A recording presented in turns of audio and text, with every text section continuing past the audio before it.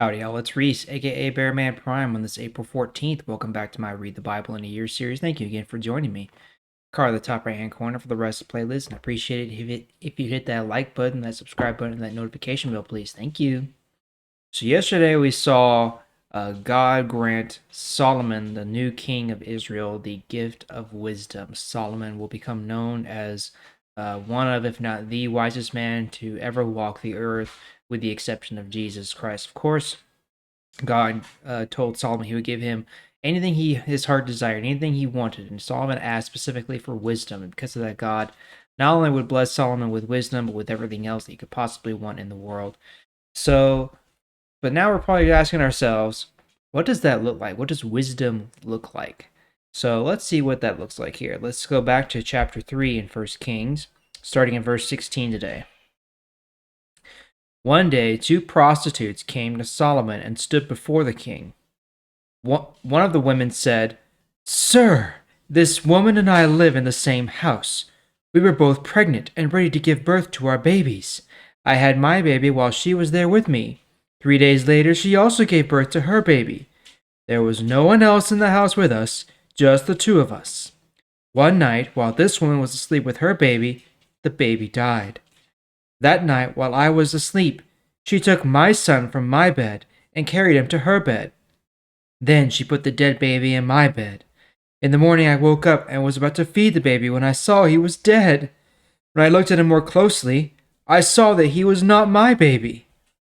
But the other woman said, "No, the dead baby is yours and the one still alive is mine." But the first woman said, "No, you are wrong. The dead baby is yours. The one that is still alive is mine." So the two women argued in front of the king. Then King Solomon said, "Each of you says that the living baby is your own, and that the dead baby belongs to the other woman." Then King Solomon sent his servant to get a sword. He told the servant, "Cut the living baby in two, and give one half of the baby to each woman." The second woman said, "Yes, cut him in two, then neither of us will have him." But the first woman, the real mother, loved her son and said to the king, "Please, sir, don't kill the baby. Give him to her." Then King Solomon said, "Stop. Don't kill the baby. Give him to this woman. She is the real mother."